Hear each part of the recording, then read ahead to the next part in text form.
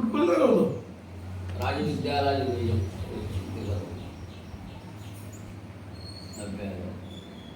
सात भूमिका झाल्या होत्या ना. परिभोगाची ऐरीकडे मेने चित्तोमे ठेलेची सुखा बरे ऐसे सुलभ आणि सोपारे बरी परब्रह्म. भोगाच्या अलीकडेच म्हणजे या सात भूमिका ज्या आहेत, निर्विकल्प स्थिती पर्यंत असलेल्या शुभ तनुमानसा शुभ विचारणा वगैरे ज्या भूमिका आहेत, या सात भूमिकांच्या पलीकडे जायची गरज नाही. काटाच्या अलीकडेच चित्त म्हणजे पूर्णपणे सुखानं भरून राहतं आणि सुलभ आणि सोपं असून याचे चित्त असं सुखानं भरून राहणं ही जी अवस्था आहे तेच परब्रह्म म्हणाले. म्हणजे याचा अर्थ असा की ह्या सात भूमिका झाल्या की चित्तामध्ये सुखच सुख राहतं. चित्तामध्ये राहतं हे म्हणणं सुद्धा तसं मोक्षाच्या दृष्टीनं हे सगळं कसं आहे, उपलक्षित या अर्थानं घ्यावं लागतं. चित्तोपलक्षित राहतं. उपलक्षित म्हणजे चित्त असतंच असं नाही, चित्तानं काही घेता येत नाही ते, कारण चित्तानं घेतलं तर तिथं द्वैत भाव येतो. म्हणून पण सुरुवातीला चित्त थोडस कामाला घेतं म्हणून चित्तोपलक्षित पण येतं. पैगा आणि काही एक याचे जे हाता आले तरी नव्हते आणि अनुभविता काही न वेचे वरी विटे ना. आणि अजून एक या ब्रह्मप्राप्तीचा विशेष असे म्हणाले, जे हाता आले तरी नवचे, हे एकदा आलं हातामध्ये ब्रह्मज्ञान की ते कधी जात नाही. हे याचं वैशिष्ट्य. इतर सगळ्या गोष्टीचं असं वैशिष्ट्य नाहीये. इतर तुम्ही कुठलीही गोष्ट घ्या, ती हातात आली ना आज ना उद्या ती नष्ट होणार, जाणार, कुठेतरी जाईल, हरवेल, काहीतरी होईल. म्हणजे तिचा नाश नक्की आहे किंवा ती तुमच्यापासून दूर होते. पण हे असं आहे म्हणाले, जे हाता आले तरी न वचे आणि अनुभविता काही न वेचे वरी विटे हिना. आणि याचा अनुभव कितीही घेतला तरी सुद्धा वीट येत नाही त्याचा. जे की संसार सुखामध्ये आपण किती संसार सुख बघायचं बघायचं बघायचं असं म्हणून ठरवलं तर फार नाही आपण करू शकत एखादी गोष्ट किती करायचं. म्हणजे उदाहरणार्थ जर द्यायचं जर झालं तर ते छगन काका 12% होते ना, ते यांचे दासगुरू महाराजांच्या परिवारात ते छगन काका 12% होते. ते छगन काका 12%ची गोष्ट अशी आहे की छगन काका हे शिंपी ते दासगुरू महाराजांच्या घराच्या समोर राहत होते पंढरपूर. लहान होते आणि त्या काळामध्ये त्यांना रोज पिक्चर पाहायची फार आवड होती. त्यामुळे ते वडिलांना न सांगता हे करता पिक्चर पाहायला जायचे. त्यात ते चौथीला नापास झाले. बापाला मार मार मार मार मारलं, इतकं मारलं की आता जीव जातो की काय. तर तितक्या दासगुरू महाराजांनी पाहिलं, त्याला समोर ते घरासमोर घडलं. ते दासगुरू महाराजांनी जाऊन त्याचा हात धरला, त्याच्या वडिलांना विचारलं, म्हणले अरे काय मारतोय काय. ते म्हणे काय पोरग राहून काय उपयोगी, हे पोरग मी नाही सांभाळणार, हे अभ्यास करत नाही काही नाही. पण दासगुरू म्हणाले असं कर, ते पोरग मला देऊ टाक. काय त्याला घेऊन ते आपल्या घरी आहे. मग घरी आले तर आहे. मग ते दुसऱ्या दिवशी विचारले, छगन तुला काय आवडतो, मला पिक्चर आवडतो. मग दासगुरू महाराज रोज 1 रुपया त्यांना पिक्चर बघायला देत असं. असं 3 महिने दिलं. 3 महिने बघितलं पिक्चर. 3 महिने कंटाळा आला ना. 3 महिने रोज पिक्चर रोज पिक्चर रोज पिक्चर किती बघा. त्याच्यातली जी गोडी होती ती संपून गेली. 3 महिन्यात एक दिवशी ते घरी येऊन पाहतात तर दासगुरू महाराज तिथे बसून विठ्ठलाला प्रार्थना करताना त्यांनी पाहिलं की छगनला चांगली बुद्धी दे म्हणून दासगुरू. मग तेव्हापासून त्यांचा तो पिक्चर त्यांना सुटला. सांगण्याचं तात्पर्य काय की विषयांचे भोग किती तुम्ही भोगले त्याच्यानंतर त्यांचं अक्षरही खूप सुंदर होतं. काय ते हे पण म्हणतात की ते गजानन महाराजांची पोथी जी आहे ना त्यातले काही अध्याय त्यांनी लिहिलेले आहे. दासगुरू महाराजांनाच काय लेखक लागायचं, म्हणजे ते हे सांगायचे आणि मग लिहिणारा लिहायचं असं. ते काम त्यांनी बरेच केल्यानंतर बरेच दिवस ते आतापर्यंत होते. आतापर्यंत होते, या 5-10 वर्षापर्यंत होते. आता हे लिहायचं. तर असं द्या. सांगण्याचं तात्पर्य आहे की संसार सुख जो आहे, संसारातले उपभोगाचे जे सुख आहे, तुम्ही किती एखाद्या विषयाचा उपभोग घ्या, फार दिवस तुम्ही त्याच्यामध्ये रमत नाही. एक ना एक दिवस तुम्हाला त्याचा कंटाळा येतो. पण आत्मानंद असा आहे म्हणाले, ते स्वतः विकृत होत नाही, हे नासत नाही, नष्ट होत नाही आणि त्याच्याबद्दल कोणाला वीट येत नाही, निरस होत नाही. हा म्हणजे त्यातून आता यातून बाहेर जाऊ असं होतं. म्हणजे भगवंताच्या लीला किंवा आत्मानंदाचा काही विषय म्हणत, एकदा त्याच्यात माणूस रमला की मग पुन्हा त्याला दुसऱ्या कुठल्या जगातल्या कुठल्याही गोष्टीमध्ये गोडी राहते. आणि त्याला पुन्हा त्याच्यात म्हणजे आपण हे रोज तेच तेच करायला आता आपलं कसं होतं की रुटीन मध्ये आपल्या कंटाळा येतो की नाही एखाद दिवशी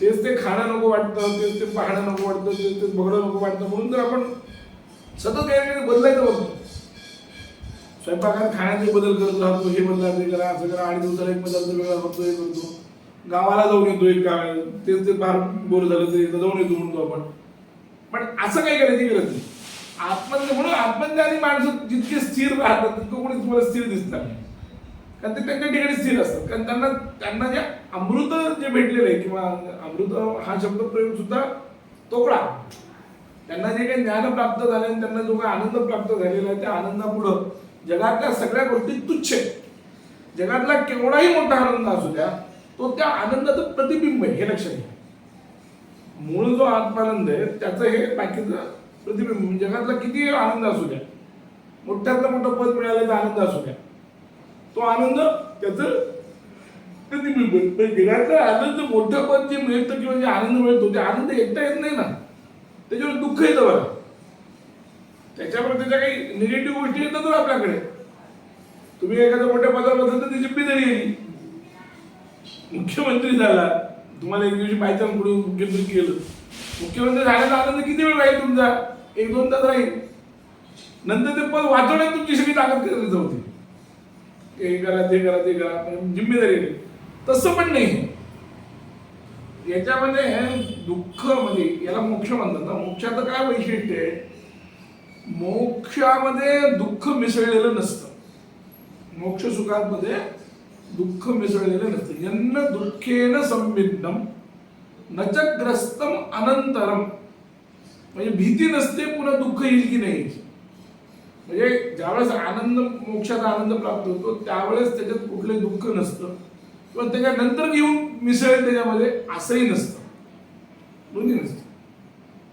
यन्न दुःखेन संविघ्नम नचग्रस्तम अनंतरम तत्सुखम स्वपदास्पदम त्या सुखाला स्वपद म्हणजे मुख्य सुख म्हणतात मोक्ष सुख वगैरे म्हणतात असं जे सुख आहे म्हणजे त्याच्यामध्ये दुःख नाही किंवा दुःख नंतर येणार नाही म्हणजे कुठली दुःख येण्याची चिंताच नाही त्याच्यामध्ये मग त्यात रिटेल कसं म्हणाले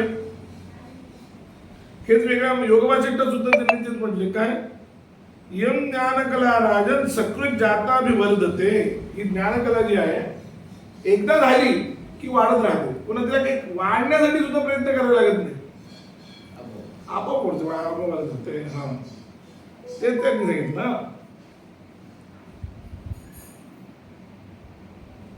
येत जरी तू तार्किक आता यावर प्रश्न असा येऊ शकतो की एवढं चांगली स्थिती एवढं चांगलं ज्ञान एवढी चांगली स्थिती मग हे लोक का मागत नाहीत लोक मागत नाहीत बघा तुम्ही काही म्हणा लोकांना म्हणा तुम्ही मोक्ष पाहिजे असं कोणी म्हणतं का देवाकडे जाणारे लोक माणसं काय म्हणतात माझं चांगलं होऊ दे म्हणतात ठीक आहे चांगलं म्हणजे काय त्यांना चांगलं म्हणजे संसारातलं सगळं चांगलं पाहिजे असतं मोक्ष कुठं पाहिजे असतं जे असा हा जो आनंद आहे हा जो मोक्ष साम्राज्य आहे हे जे किंवा हे आनंद की जो कधी नष्ट होत नाही काय नाही हे विटीनाचा अर्थ यांनी वेगळा केलाय बरं त्याचा कधी विट येत नाही असंही केलं आणि काही जणांनी त्याचा अर्थ ते कधी विटत नाही असंही केलाय असं दोन्ही केलाय दोन्ही अर्थ होऊ शकतं आत्मज्ञान मग आता त्या इथं भगवंत असं म्हणतात की येत जरी तू तार्किका ऐसी घन घ्यायची शंका ना एवढी होती लोक उरली की बी जर आता तू तार्किकपणे जर असा प्रश्न विचारशील मला भगवंत म्हणता अर्जुनाला की इथं जर तू ही शंका केली की एवढी चांगली वस्तू आहे हे म्हणजे आत्मज्ञान प्राप्ती होणं ब्रह्मप्राप्ती होणं एवढी जर चांगली वस्तू आहे तर ती उरली की ती माझ्यापर्यंत उरलीच कशी लोकांनी काय घेऊन टाकली नाही आधी लोक काय त्याच्यापर्यंत गेले नाही तर म्हणाले ऐक म्हणले जे एकोत्रियाच्या वाडी जळती आग घाल तेवढी ती अनायसे जुगडी संडीती केली कारण सामान्यपणे लोकांमध्ये 1 रुपयाचा जरी फायदा असला किंवा 1 पैशाचा जरी फायदा असला तरी जळत्या घरात उडी मारतात लोक ते लोक एवढी चांगली वस्तू का सोडतील असं तुला वाटेल तू तार्किकपणे मला प्रश्न विचारशील म्हणाले पण त्याला उत्तर देतात भगवंत की हे सगळं आहे तरी पवित्र आणि रम्य तेवीचे सुखोपायाची गम्य आणि सुमुख परमधर्म्य वरी आपण पाहतोडे ऐसा अवघाच्या वाढू आहे तरी जनाधी की मुरलेला आहे हा शक्यता डाव केलो होय वरीने धरावी तुभा भगवंत म्हणतात तुला कितीतरी वाटलं की काय हे ज्ञान अत्यंत पवित्र शुद्ध आहे, रम्य आहे, तल्लीन करून सोडणारा आहे, सुमुख आहे, परमधर्मी आहे. असं जरी असलं तरी लोक त्याच्याकडे का जात नाही? लोकांनी सोडलं नसतं ते माझ्यापर्यंत काय यावं असं तुला वाटेल तर ती ही शक्यतो करू नको. का? त्याचं कारण पुढल्या श्लोकात दिलं म्हणाले, अश्रद्धधाना पुरुषाः धर्मस्यास्य पर्यंत अप्राप्य मान निवर्तन्ते मृत्यू संसार वर्तते. याला एकमेव कारण लोकांची श्रद्धा नाही. काय याला काय काय एकमेव कारण अश्रद्धधाना पुरुषाः. काय हे अर्जुना, या आत्मज्ञान रूप परधर्मावर पुरुष श्रद्धा ठेवत नाही, म्हणून त्यांना काय होतं की ते मला न प्राप्त होतं या मृत्यू संसारावर म्हणजे मृत्यूच्या संसाराच्या मार्गावर फिरत राहतात. म्हणजे केवढं जरी चांगलं असलं, किती जरी चांगलं असलं आणि तेच शाश्वत आहे, किती जरी चांगलं नाही तेच चांगलं आहे, बाकी वस्तूचं चांगलं या अर्थामध्ये मोडत नाही. खरं विचार जर केला तर आत्मज्ञान व्यतिरिक्त कुठलीही वस्तू ही मनुष्याच्या हिताची नाही. वस्तुता जीवाच्या, मनुष्य हा शब्द प्रयोग सुद्धा चूक आहे, जीवाच्या हिताची नाही वस्तुता. पण तरी माणसाला तिकडे जावं वाटत नाही, जीवाला तिकडे जावं वाटत नाही. का? तर त्याची अश्रद्धा. हे कारण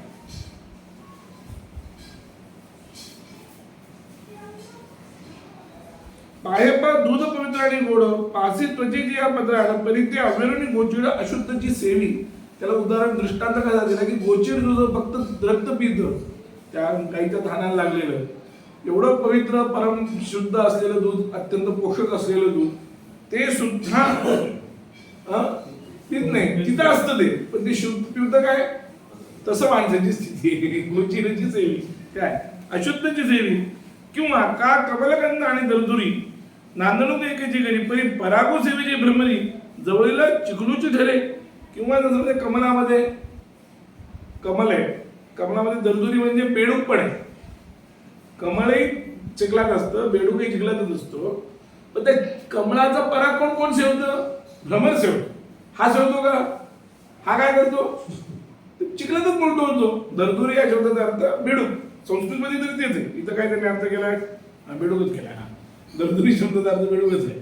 तर तो बेडूक जसं चिखलातच लोळतो, त्या त्या कमलाच्या कंदातलं पराग सेवन तो करत नाही. पराग सेवन कोण करणार? भ्रमरच करणार, दुसरं कोणी करत नाही. तशी स्थिती म्हणाले. किंवा म्हणले ना तरी निदैवाचा परिवरी लोया उतल्या आरती सहचवरी परी ते तर पैसरी उपासू करी का दरिद्रे जिये. किंवा दुर्दैवी पुरुषाच्या घरी हजारो मोहरा उरलेल्या असतील एखाद्याच्या घरात, पण तो दुर्दैवी आहे, तर त्याला ते माहित नाहीये आपल्या पूर्वजांनी हजार मोहरा पुरले. ते जसं दुर्दैवाने उपाशीत राहतं, म्हणजे असून त्याचा उपभोग त्याला जसा घेता येत नाही तैसा हृदयामध्ये मी रामू असता सर्व सुखाचा आराम की भ्रांतासी काम विषय होईल. वस्तुता हृदयात मी पण आहे ना. ईश्वर सर्व भूतानां हृदयेषु तिष्ठति. ईश्वर कुठे आहे? स्वर्गात वगैरे जिथं असेल तिथं तो भाग सोडून द्या. तुमच्या हृदयात आहे ते ना, हृदयात राहतोच की नाही. पण माणसाचं त्या हृदयातल्या नामाकडे लक्ष नाही. आरामात बसलोय म्हणाले, मी राम बसलोय, पण म्हणाले भ्रांतासी कामू विषयावरी. पण माणसाची सगळी श्रद्धा कुठं जाते? विषयावर जाते. म्हणून त्यांना हे ज्ञान प्राप्त होतं. म्हणजे एवढं चांगलं ज्ञान असून सुद्धा ज्ञान न प्राप्त होण्याचं कारण काय? तर मुख्य भाग म्हणजे त्याच्याबद्दलचे आस्था नाही, त्याच्याबद्दलची श्रद्धा नाही. ते मला मिळावं असं वाटत नाही, त्याच्याबद्दलचा विश्वास नाही. हे त्याचं मुख्य कारण आहे. कसं म्हणाले, बहुमृगजन देखुनी डोळा तुमची ज्या अमृताचा गिळीता गळाला तोडीला परिसून बांधलेला गळा शुक्तिका लाभे. तुम्ही दोन उदाहरणं दिली की जसं मृगजळात बघितलं आणि त्यामुळं अमृताचा गिळलेला घास किंवा पाणी सुद्धा अमृताचा जो घोट आहे तोही काय केला? थुंकून दिला. कशासाठी? या मृगजळाच्या पाठीमागे बघून. हे जसं मूर्खपणा आहे. किंवा शुक्तिका लाभे शुक्तिरजताच्या लाभानं तोडीला परिसू बांधलेला गळा. परिस बांधला होता गळामध्ये, तो तोडून टाकला आणि शुक्तिका गळ्यामध्ये बांधली. याचा काही त्याचा उपयोग नाही. तशी स्थिती म्हणावी. तैसे अहम ममतीची लवडसवडी मातेने पवतीची बापुडी म्हणून जन्म मरणाची दुधडी ढवळती ठेली. त्यामुळं त्याप्रमाणे हे जसं दुसरं काहीतरी गळ्या बांधणं आहे तसं अहम आणि ममता या दोन गोष्टी तुम्ही, अहंता आणि ममता, अहम ममतेची लवड सवडी हे दोन्ही काय देहाधिकांच्या ठिकाणी अंत आणि ममतेच्या लगबगीमुळं मातेन पवतीची बाकुडी, ती सगळी लोक बिचारी, बाकुडी म्हणजे बिचारी, मातेन पवती म्हणजे मला प्राप्त होत नाहीत. का? अहंता आणि ममता हे त्यांना काय म्हणजे अध्यास, देहाध्यास. देहाध्यास नाही, मूलाध्यास हाच आहे. मूळ अध्यासच अहम अध्यास आहे. मम अध्यास हा नंतरचा आहे. सगळ्या याला मूळ कारण जर कोणतं असेल तर तो अहमचा अध्यास. अहम अध्यास, अहमचं स्फुरण ज्या क्षणी पावलं त्या क्षणी जीव दुसरा झाला, द्वितीयाद्वय भयभवती स्थिती त्याची तयार झाली. अहमचं स्फुरण जर झालंच नसतं तरी काही पावलं नसतं. पण म्हणाले त्यामुळे काय होतं, त्यामुळे याची जन्ममरणाची दुथडी ढवळती ठेली. त्यामुळे जन्ममरणाची जी हे आहे नदी ती सतत वाहत राहते. जन्ममरण जन्ममरण जन्ममरण.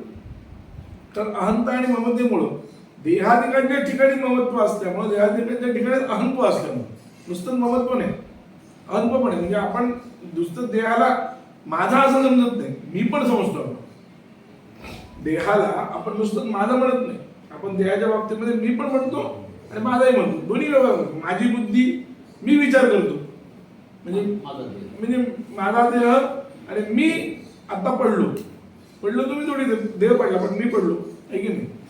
त्यात असं सगळीकडे म्हणजे सगळ्या इंद्रिय आणि देहाच्या बाबतीत जर तुम्ही विचार केला तर हे सगळं अध्यास आहे.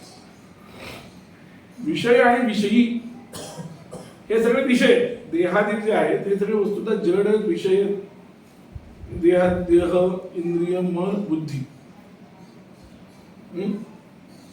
देह इंद्रिय, देह प्राण इंद्रिय मन आणि बुद्धी क्रम असा जर लावला तर सर्वात स्थूल देह, त्याच्यापेक्षा सूक्ष्म प्राण, त्याच्यापेक्षा सूक्ष्म इंद्रिय, त्याच्यापेक्षा सूक्ष्म मन, त्याच्यापेक्षा सूक्ष्म बुद्धी. पण हे सगळं किती सूक्ष्म असतं, या सगळ्यांच्या हे सगळे जडच आहे. आणि या सगळ्यांच्या बाबतीत अहंता आणि ममता आपली कामाला येते. आणि म्हणून हे सगळं होतं, आणि अध्यासामुळे हे सगळं होतं. तात्पर्य हे शंकराचार्यांनी ब्रह्मसूत्राच्या सुरुवातीला अध्यास लिहिला. आता तो ब्रह्मजिज्ञाचं हे सूत्र पहिलं, त्या सूत्रावर काही न लिहिता आचार्यांनी पहिल्यांदा काय लिहिलं, अध्यास भाष्य लिहिलं. त्यामुळे इतर सगळे लोक काय म्हणतात माहितीये का, मध्वाचार्य, रामानुजाचार्य वगैरे किंवा आधुनिक दयानंद वगैरे, की आचार्यांनी हे जे अध्यास भाष्य लिहिलं ते उत्सूत्र आहे. उत्सूत्र म्हणजे सूत्राला सोडू नये, काही गरज नव्हती लिहायची, हे शंकराचार्यांचं मनाच आहे असं. पण नीट जर विचार केला तर ब्रह्मचिंतनच का करायचं, का करायचंय, बंधन आहे म्हणून. मग ते बंधन खरे का खोटे?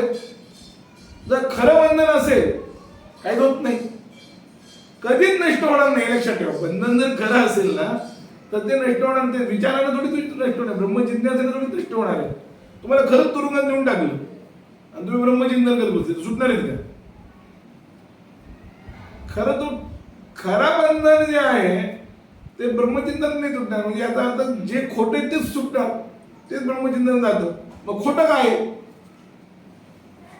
अध्यास. म्हणजे अध्यासाचा जोपर्यंत विचार केला जाणार नाही तोपर्यंत ब्रह्मचिंतनाचा विचार करून उपयोग नाही. यालाच उपोद्घात संगती म्हणतात. काय? चिंता प्रकृत सिद्ध्यर्थम उपोद्घातम प्रचक्षते. प्रकृत चिंता जर नीट करायची असेल तर त्याच्या आधीची काही चिंता करावी लागते, तर ही चिंता उपयोग नाही. आता तो आता म्हणजे नंतर, आता म्हणजे म्हणून ब्रह्मचिंतनाचा करावे म्हणजे काय, नंतर म्हणजे कोणाच्या नंतर, कशाच्या नंतर ब्रह्मचिंतनाचा करावे हे काही सांगितलेलं नाही सूत्रामध्ये. हा, आता म्हणजे नंतर, पण कशाच्या नंतर, कशाच्या नंतर म्हणजे साधन चित्त संबंधित कशामुळे करायची विचार करावा लागेल. की ब्रह्मजिज्ञासा करून मिळणार काय हे काही सांगितलेलं नाही सूत्रामध्ये. त्यामुळे आधी अभ्यास करा. म्हणजे अध्यासापासून सुट्टी करण्यासाठी ब्रह्मजिज्ञासा करणं आवश्यक आहे. मग अध्यासापासून सुट्टी जर पाहिजे तर अध्यास खरा का खोटा हे सगळा विचार करावा लागेल. मुख्य काय आहे की मग मी मला सांगितलं, ज्ञानाने खोट्याची निवृत्ती होते, ज्ञानाने खऱ्याची कधी निवृत्ती होत नाही. समजा हा चोर आहे, याचं तुम्हाला ज्ञान झालं आणि ते खरं आहे, तर ते थोडी त्याची चोरत्वाची निवृत्ती होणार आहे. ज्ञानाने कशाची निवृत्ती होईल? खोट्याची. त्याच्यावर जो आरोप आहे, जर तो आरोप असेल, तो खोटा असेल, तर त्याची निवृत्ती होईल ज्ञानाने. की खरं सोडून जर त्याचं कळलं. म्हणून ज्ञान कधीच खऱ्या वस्तूचा विरोधी नाही. ज्ञान जे आहे ते खोट्या गोष्टीचा विरोधी आहे, हे लक्षात घ्या. काय आणि खोट्या गोष्टीचा विरोध आहे म्हटल्यानंतर ज्ञान ब्रह्मज्ञान हे जर खोट्या गोष्टीचा विरोध आहे तर ज्याच्या विरोधात आहे ब्रह्मज्ञान ते खोटं असलं पाहिजे. म्हणजे काय आहे अध्यास. असं तिचं उत्तर आहे. कळलं का? ते काय ते अध्यास आहे. कारण नाही तर मग उपयोग काय अभ्यासाचा अभ्यास केला पाहिजे. इतरांच्या मतामध्ये हे सिद्धच होत नाही. कोणाच्याही मतात होत नाही सिद्ध. कोणाच्याही मध्वाचार्यांच्या मतात सिद्ध होते, रामानुजाचार्यांच्या मतात सिद्ध होते, नैयायिकांच्या मतात होते. कारण त्यांच्या मतात सगळंच खरं आहे ना.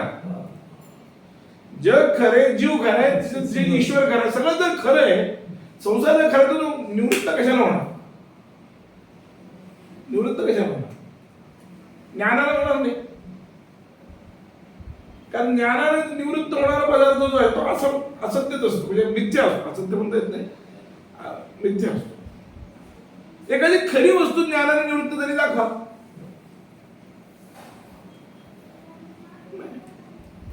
कर्माने जी वस्तू निवृत्त होते किंवा कर्माने जी वस्तू काय मिळते काय होईल ती नष्ट होते. मोक्ष तर खरा आहे आणि तो नष्ट होत नाही म्हणतो तुम्ही सगळेच. कर्म तिथं झालंच नाही. कारण कर्मानं काय होतं की कर्मानं जे काही तुम्ही मिळवता ते 4 विभागात विभागले जातात. ते उत्पाद्य असतं, आप्य असतं, संस्कारी असतं, विकारी असतं. हे 4च असतात. त्याच्या पलीकडे 5वा प्रकार नसतो. एखादी गोष्ट तुम्ही तयार करू शकता कर्मानं, त्याला म्हणतात उत्पाद्य. एखाद्या वस्तूला तुम्ही मिळवू शकता त्याला म्हणतात आप्य. म्हणजे जसं इथून तुम्ही नांदेडला गेला तर नांदेडला मिळवलं ते आप्य, किंवा पैसे मिळवले तुम्ही तर ते झालं आप्य. हे कर्माने मिळवताय. तिसरं संस्कार. एखादी वस्तू स्वच्छ करू शकता तुम्ही, संस्कार. आणि एखाद्या वस्तूच्या ठिकाणी नवीन काहीतरी घडवू शकता त्याला विकारी म्हणतात. याच्या पलीकडे कर्म काही करू शकत नाही. आणि हे सगळं नष्ट होणार आहे. जे उत्पन्न होतं ते नष्ट होतं, जे प्राप्त होतं ते नष्ट होतं, जे आप्य आहे ते नष्ट होतं, जे संस्कार आहे ते नष्ट होतं. म्हणून कर्माला जे जे मिळतं ते नष्ट होतं. हा नियम आहे. आणि नुसतं नियम आहे असं नाही. वेद सुद्धा तसं म्हणतात यथेह कर्मचितो लोका क्षीयते एवमेवामुत्र पुण्यचितो लोका क्षीयते.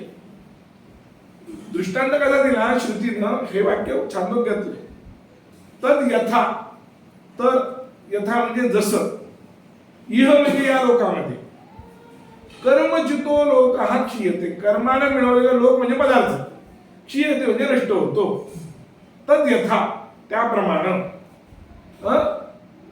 अमुत्र, अमुत्र म्हणजे स्वर्ग, पुण्यचितो लोक हा पुण्याने मिळवलेले लोक म्हणजे स्वर्ग, क्षीयते म्हणजे नष्ट होतो. जशाला त्याचं दृष्टांत दिलेलं आहे. आणि अनुभव पण आहे. अनुभव पण हाच आहे की कर्माने जे जे होतं ते होतं. म्हणून एवढं चांगलं ब्रह्मज्ञान असून सुद्धा अहंता ममता अध्यासामुळं सांगण्याचं तात्पर्य काय, ज्ञानाकडे का लक्ष लागते लोकांचं, अहंता ममताचा अध्यास आहे त्याचं मूळ कारण. म्हणून तैसे अहम ममतेची लवडा चवडी, लवड चवडी माते न पवती बापुडी, म्हणून जन्मपणाची दुथडी ढवळती ठेडी, म्हणून दोन्ही तीरामध्ये फिरत राहतात. एरवी मी तरी कैसा मुखाप्रती भानुका द्यायचा, काही दिसे न दिसे ऐसा वाढीय हे. खरोखर जर विचार केला तर मी तरी सध्या मी कसा असतो म्हणजे मी नेहमी सन्मुख असतो. माझ्याकडे कोणी पाहत नाही हा दोष आहे लोकांचा. सूर्य जितका सन्मुख आहे तितका मी सन्मुख आहे म्हणाले भगवंत. काय म्हणतात मुखाप्रती भानुका जैसा, भानू जसा आपला सन्मुख असतो तसं मी म्हणाले. पण तसा मी सर्वांच्या समोर आहे तरी सुद्धा कसं कोणाला म्हणाले, काही दिसे न दिसे ऐसा वाणीचा नव्हे. दिसतच नाही कुठेही की काही की असा काही दुर्मिळ नाही आहे वस्तूचा विचार केला तर. दुर्लभ नाही मी, पण दुर्लभता काय आहे की तिकडे जाण्याची प्रवृत्तीची दुर्लभता.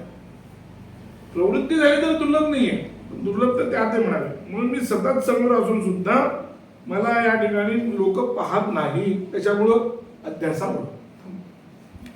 म्हणजे आपण हे जे म्हणतो त्याला दुःख नसतं.